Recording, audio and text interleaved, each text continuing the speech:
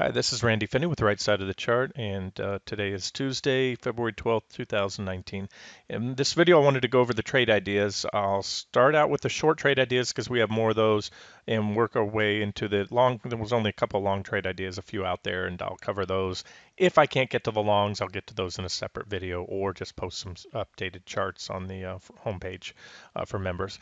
Before we do that, let's just look at the broad markets because number one, we have broad market trades right now, shorts on the broad market. Number two, almost everything's moving in a very high correlation now. Stocks, the individual sectors, financial sectors, most of the sectors within the S&P, oil is moving up. So there's a high correlation right now, and therefore it would only make sense to start out here. Just a quick overview of the broad markets. We won't get into depth here. This is a simple chart. You just have QQQ prices with candlesticks, and then I put up some Fibonacci retracements. There are a couple moving averages there, but let's just focus on the Fibonacci retracements. For those of you not familiar, so what this line here measures the move from that double top high in QQQ down to the low. So we capture that whole, fourth quarter correction there. And what we're looking at here are the key retracement levels. Even as we're heading into the lows, pointed out and afterwards, these are typically, if this is just a counter trend rally in a much larger move down, and again, this is not set in stone. And there's another level I don't have turned on up here, the 78.6 fib. But this is usually where a lot of counter trend rallies will stop, somewhere in this range. So now we're at the upper end of that range, and you can see they've come into play. Fibonacci levels have been in technical analysis for many years. You'll find amazing incidences of Fibonacci ratios and levels in the natural world, in astrology, etc. So, and they do certainly play into trading and investing. There might be some degree of self-fulfilling prophecy because traders trading off those. But if you look here, after you can see that strong advance off the lows was virtually non-stop until right here, and then you hit that 50% fib. You hit it again, you hit it again. And what happened there is when you got to it, it would form this consolidation area. And we broke to the upside of that. So this is certainly a level to watch right here, the top of that consolidation area. And now you can see what happened. Once we broke out, we went straight up. It's just like Monopoly, pass go, do not collect, collect $200, do not pass go, whatever that whole saying was back then. We popped right up without any reactions and hit that 61.8 fib right there. And in fact, we hit it. You can see two different candles on there and then pulled back and tested the 200 from above. So here's one way I'm looking at this now. Number one, that is still a key resistance level. It is also price resistance. I'm going to show you the levels here. There's two reaction highs that stopped. There's a island cluster top right there. And that's a pretty powerful topping pattern, and you can see what happened afterwards. There's another reaction there. So there's a lot of reactions along that level. So it's also price resistance. And more so, so now you have this a second pocket of consolidation after we popped above this one. We've been consolidating here. So this is what we need to watch. And there's really no two ways to spin it. Maybe there'll be some divergences. Maybe there'll be a big reversal afterwards. But if it does pop above, that would be bullish until and unless that level gets taken out. So, the most bullish scenario would be when you look at these levels like this. You have this one here and this one here so far. So the most bullish scenario is you go up, you break out one, you come in back test successfully, and then you move on, eventually break out above, and again come in and back test. That would be ideal. The market doesn't always give you what you want, but I'm just laying out what would be bullish developments. Now, what would be bearish is if we break down below this range and come well into this pattern here, that recent consolidation pattern. But again, I wanted to point out a couple things that we are at resistance, and this is, we're still at that uppermost level of bounce targets I was looking for, before this thing even bottomed. This was key. These were key resistance levels. This was key support right here on QQQ right there, really a big topping pattern, and we're now testing it from below. So the rally, although this pullback, I certainly expected more. I thought we'd see something like this on the way up. And so far, the correction here was more so sideways in time than price. But nothing's changed as far as there is still a very significant resistance level. And now it's been, what, a couple weeks here, at least over a week, that QQQ has been consolidating under that range. So it's not going down. I'll give the market points for that. It is about as resilient as I've seen it in a long time. Um, and it's, it's certainly it's popped up here, and it's continued to move its way up. So we'll watch that level. I just want to mention that. We'll also watch these moving averages. I pointed out a while back after the top in October of 2007, when the last bull market ended, we overshot the 200-day a couple times, came up, tested it, and then gave it up. So it's not unusual. I don't chalk it up as uber bullish. If you want to just give it points, as long as we're above there, yes, bullish. But the fact that we had such upward momentum carrying into that move, especially after this breakout, it's not unusual to see us take out that 200-day, at least for a little while, and give it back up. So unless we do, let me just say this. The bulls right now are in control. So there's been, a couple shorts that I thought would pan out sooner, or pan out period, and they haven't, but that doesn't mean we're over yet. I want to see us, I'll get to the trades in a second, and I want to say this. If you don't know what to do, and if you haven't done anything yet, um, again, this would be a pretty bearish development. This might be a sell signal if you've been patient, or maybe you're short now and you want to add on. You're playing the long game. And that also plays into the trade ideas we have on the site. There's a short on QQQ back here that failed. This current one, where back here I was going for, let's say, to bat a single, with short, relatively brief, shallow price targets. What were they, 3-4%? At this point now, I'm looking to bat a double or triple, possibly even a home run, if we reverse and start to get evidence, and then we go on to take out the new lows. So therefore, I'll keep the stops where they are, but that, if you are of the mindset that you're trying to swing for the fences here and, get a 20% plus run or trade, then you can give it a little room, be a little patient right here. Again, you'll start, the picture really starts to change if we take this level out right here with conviction, start to move up and hold that, especially on a weekly close. That'll put the 200-day and the 50-day clearly in the rearview mirror. It'll put, again, this key resistance level here, about 171 or so, in the rearview mirror. And so there's my longer term outlook. Now, before we get off this chart, I know I spent a lot of time on this, but again, it plays into, the trades right now that we have on the site. The other thing I'm noticing, and have been for a while, is this high level bearish PPO crossover on the MACD, or pending crossover. Okay, so you can see here. Now, what I like about this is you have clean separation on the lines. You can see when you're in a grinding, this was certainly an uptrend, but more of a grind within a trading range, within a price channel here, as you can see. And therefore, you have the PPO lines flatten out. And so the crosses don't mean as much there. But when you have a clear trend, and this is a clear, strong trend, you have clean separation between the lines, you can see the PPO is rolling over and poised to make a bearish cross. Now, it looked like it was back here, but it never did at this point right here. It started to turn down a little bit, but now we're at high levels, and I would say a bearish PPO cross is imminent and highly likely. And if you look at this, here's another way to see this a little clearer. If you put up the histogram on the PPO, and if you don't have a PPO, you can use a MACD for this. So the histogram is just a visual representation of when they cross those lines. All right, sometimes the chart disappears when I click on the drawing tools. And you can see right now we are clearly, the histogram is clearly falling, meaning we're poised for a bearish cross. We haven't crossed yet. Now, again, when you're in these whippy signals, I don't really pay much attention to the PPO. You might be able to snip when there were certainly divergences. That was a takeaway there. We had divergences. We had a trend line. There was a lot of takeaways from the charts here, and that told us that this was a breakdown that started this whole thing back then. There was our sell signal in the U.S. markets. But what I'm looking at here are these hills, I like to call them, on the histogram. And the bigger the hills, the more accurate a trend change is. And what I'm talking about here, you can see these hills right here getting smaller and smaller, and finally we had a bearish cross. And you can see this is when the PPO made a bearish cross and went red.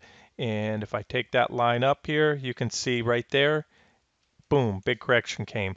So really what a PPO or MACD is, RSI, they're momentum indicators. They show you that momentum is waning, as is evidenced by these two. We had a sharp rally here with very little givebacks and then consolidation. We punched up, but we didn't go up like this, like the initial leg. We only popped a little bit and we're consolidating. That is waning momentum in the market. And you can see that here and here and here. There's a crossover right there. So let's take that line up. And you can see, let me try to make it as vertical as possible. And you can see what happens. So here's a point, and I remember it clearly. It seemed like the market would go up forever and there would never be a correction again. And the trend was very strong. And then all of a sudden when it broke with vengeance. And you can see it happened here again. So all I'm trying to say is I'm trying to look ahead. That's why I call the site right side of the chart. Lately, it's that the technicals, these short-term 60-minute charts, I've tried to get ahead of a few trades, a few breakdowns. They haven't played out, but this is what I'm looking for. I'm more concerned about this. I don't get tied up. In fact, I'll look at this to try to determine what's going to happen here. And what I see, the charts indicate to me that a correction is coming despite an extremely resilient market right now at this point in time. And if I'm wrong, we're going to get stopped out on the trades here. And if you're not comfortable with that, if you've had a couple losers lately, there's nothing wrong with just either sticking to whatever stop it was when you enter that trade. You should stick to that stop. And if you're in one that you've been in for a while and maybe you were not disciplined with the stops, what I do at that point is just set a stop right now, wherever the high of the day on that stock is that you already went down to that point on a short, just set a stop at that high of day or just above the high of the day on whatever security it is you're trading, if it's short. And if they take you out, so be it. And if they do, you can always jump back in if it looks good. So again, this is what we're looking at.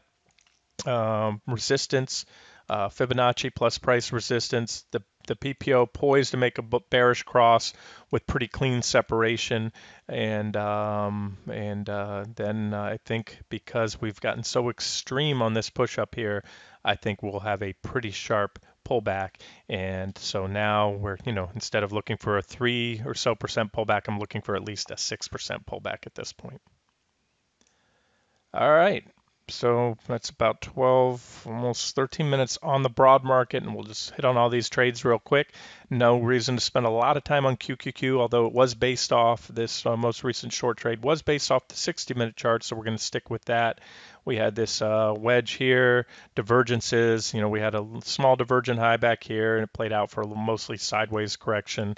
And then we pushed back up. And so this is the most recent QQQ short trade. And from a technical perspective, despite the fact we're up today and we're giving back a little bit of the gains, this trade looks fine. I told you I still want to see this roll over, this PPO cross down to make it look better. There's still work to be done. But as of now, this looks like an initial leg down. Is it possible we get this again, this little sideways and then up? Anything's possible, but I don't think it's likely. And again, that's based on many factors. So as of now, there's your stop, and or at least a stop on the official trade. There's the targets. And if that third target is hit, which I favor right now, we're talking about a drop of, what is that, almost 9% or so there. Right now, I'm sort of leaning towards T2. We'll see how it goes. If and when we get there, that's about a 7% drop from where we're at right now. Maybe closing the trade out there, but again, let's not get ahead of ourselves here. Let's first see if we can avoid another stop rate on this one. Here's the trades on the site. I need to update this too. There's a couple that have been stopped out. I just haven't gotten around to taking those off, posting an update like Xerox, I think, and Socks, but I'm going to cover those anyways. You can also sort the trade ideas. Right now I've clicked on this. If we click active swing trades, it'll show you, it'll load both the long and short. So let's just look at the shorts for now. we'll click on this one, active trade shorts. So there you can see what we have, and we'll go through these in order now. I already covered QQQ. Let's talk on this one first, crude oil. Okay, I have to tell you guys, I'm really kicking myself in the ass as of in yesterday's video. If you guys caught the first video on the transportation sector, I covered this chart and I pointed this out. Two things. Number one, that my price target on CL was hit. Now, I usually trade futures. They're the pure, any commodity tracking ETN is only attempting to track a commodity by trading or investing in the futures. And the problem with that is there's slippage, contango fees. The futures are a pure play. However, I don't list futures as official trade ideas because I know a lot of traders, retail traders, don't have access to a futures account, don't have the experience for futures or the capital needed. So therefore, I try to keep it simple for our own, use these ETNs. But if you go back to, let's see here. This goes back on February 5th. I posted this in the trading room, and there was actually a couple charts before there. This was my target. You can see it coming right on here in that 51.27 level, and that's where I figured crude would go. A couple days later, everything firmed up. We took out some supports, firmed up the case, so I added it as an official short using DWT as the proxy. But as I pointed out in the video yesterday, crude hit my target. And not only hit the target, but at the same time had positive divergences. Let me load that chart for you here. Here we go. So we were here, and again, yesterday was a busy day. Two videos, took a better part of the day putting those videos together, combing over charts and doing all that. So what happened is we went on, this was textbook bullish falling wedge, major support like I talked about on crude. We kissed it, went down right into that support range, support target zone, I should say, and then went on to break out. So again, hindsight, no, I mean, I mentioned it yesterday, but I should have in the morning. I noticed this in the morning, and I should have closed that trade out. I didn't do it because DWT was so close. Let's jump into DWT. And so, I do think it will still has a good chance of playing out. I'm going to leave that trade alone. I've learned, years ago, when you go into a trade with a trading plan, unless something very compelling changed. Now, again, if the charts didn't change on CL. What happened on DWT is we just barely missed the target at that time. And here's the hard part I have, again, with using those ETNs, is they don't track perfectly. Again, the futures are a pure play. So what happens is when I list those, I have to try to guesstimate or align where DWT will be or USO when, if and when CL hits my targets. We're going to get to those in a second. But before I do, I want to say this. We pretty much hit the measured target. You take the widest part of a wedge, add that to where a wedge breaks out, and that gives you a measured target for the pattern. And so crude has popped up there. It's come up to these recent reaction highs. It's at resistance. And it's overbought. So I do think there's a good chance that the end of the run is here, that little small relatively small 60-minute wedge has played out to its projected target. So there's enough right now for me to leave that trade on. Now let's look at that and see how it looks on USO. Okay, well, let's start with the post. This was the trade setup and the entry on DWT. So there was that target at 1087. Expected to go, when I have multiple targets, it's because I expect a reaction likely, and that's where someone can either book full profits, maybe recycle back in, take partial profits, or, you can hold out for the second target and ride out a pullback. And sometimes you don't always get a pullback. So 1087 was where the target was set. USO, you can see T1, T2. This is the official proxy, so therefore the targets were listed as T1, T2. But for those of you that like to or short USO, and I also use a leverage, the inverse, because it's nice if you don't have a margin account or you want to make a short trade on an IRA account where you're not allowed to short. You have to use this. You cannot short USO or anything in an IRA. All right, so where are we at now? Let's go to the charts as of today. yesterday to the button USO because it doesn't have that leverage factor. I always talk about decay. That's something else that makes it even harder when I go with the leverage ETFs or ETNs trying to account for that leverage. So you can see I'll get to that in a second. We just missed it by a hair, but we hit this one perfectly. You can see 1079. You can see USO. That's exactly where it went yesterday, and so that target was hit effectively. And again, I still think this will play out. Why? Here's that bearish rising wedge on the 60-minute. Again, this is similar to what we just saw in CL. And except CL I showed you here, you had that small wedge with divergence that you can make out a little bit better on CL. And we popped above there, but I still think we'll go on something like this. So target was hit on USO, and then DWT. It's one story of my life lately. Just missed that target. Target was at 1087. We hit a high yesterday of 1073. So you can see, we were in somewhere around here and, had a pretty nice gain, double-digit gain on this one. But because it is an inverse and because I did my best to line these targets, I even made an adjustment, the resistance level that was comparable. That's exactly where that USO target and CL was set, comparable to it, and then I adjusted it down by 4 cents. I usually make an adjustment, but what happens is the leverage. The more you grind around, and again, if you don't know what I'm talking about, the decay on the leverage ETFs, go to the FAQ page under ETF related questions. I explain how that works. So there it is, guys. If you took DWT, it still looks good. We haven't hit our stop yet. I listed 2 stops because if you're targeting the highest target, you can use a lower stop. And so I still think this looks good. If you're targeting only one of these targets or using this stop, it still may very well play out. You may get clipped, hard to say, but I just wanted to reiterate that I like that trade. Trend indicators, I don't know if I mentioned on USO, DWT is an inverse, and so this is bullish. And then on USO, which I just had a second ago, we had that trend indicator. You can see down here the PPO is well below the 0 line, so indicating a bearish near-term trend. Okay, next up, KRE. Let's take a look at KRE. Another one that is not yet playing out, but it's not yet stopped out. We're still in the game on that one. Let's try to find the right board with my targets. Here we go.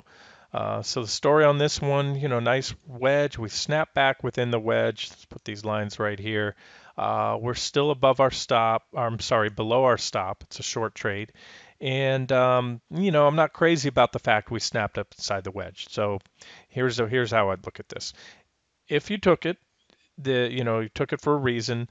The trade hasn't stopped out. That's what trading plans and discipline will do. Keep in a trade and let the charts have time to play out. If we reverse and hit the targets, great. If not, you're not far from the stop, or at least a suggested stop. I always tell everyone use your own stops, take the trades that you like, use your own targets, and stops that are in line with your risk tolerance, your loss tolerance. But with that being said, there's not enough in the charts at all for me to want to call this trade in early or modify the stop or extend the stop for that matter. If they take it out, they take it out. So be it.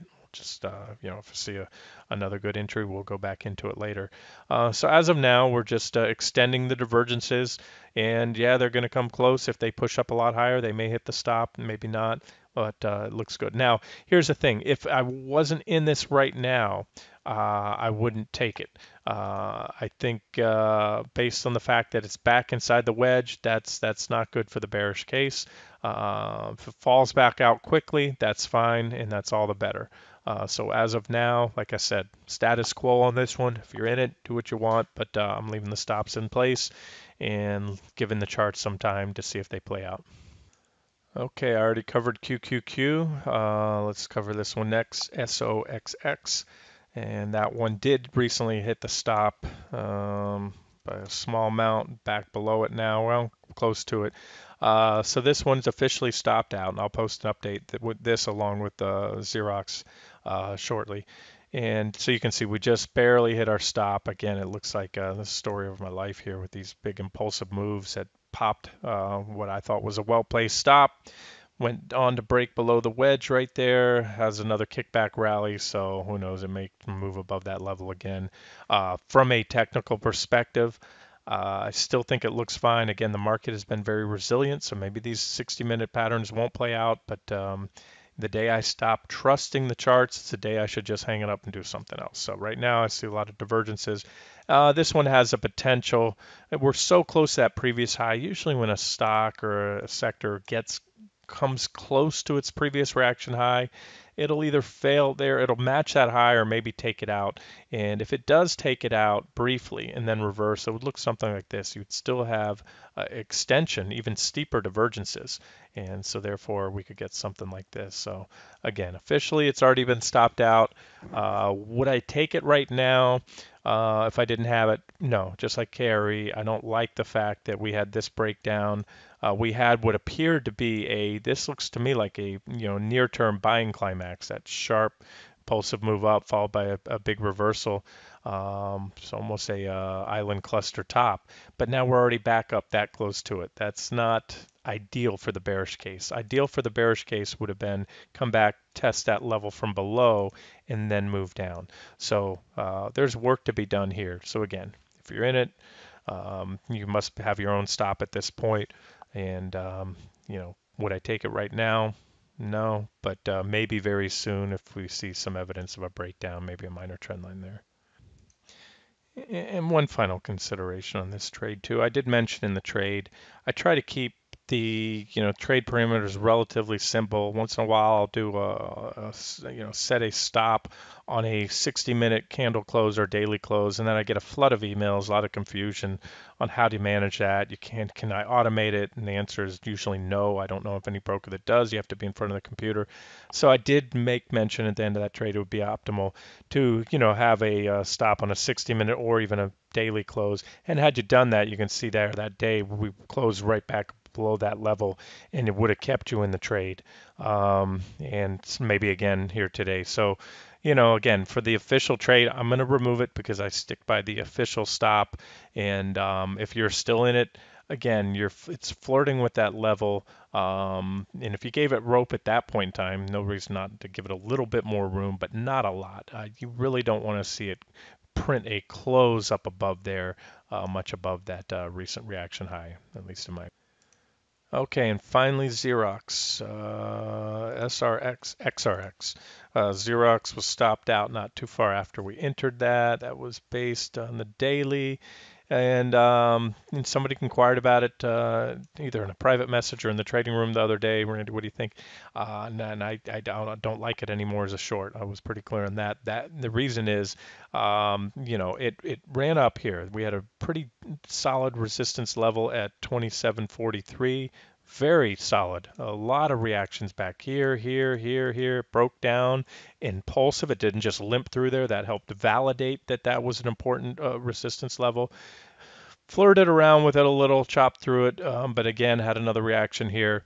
And so the fact we went through there, and at first I was okay with a little bit of a run, especially a one-day move, because that I chalked up to be a momentum fueled overshoot.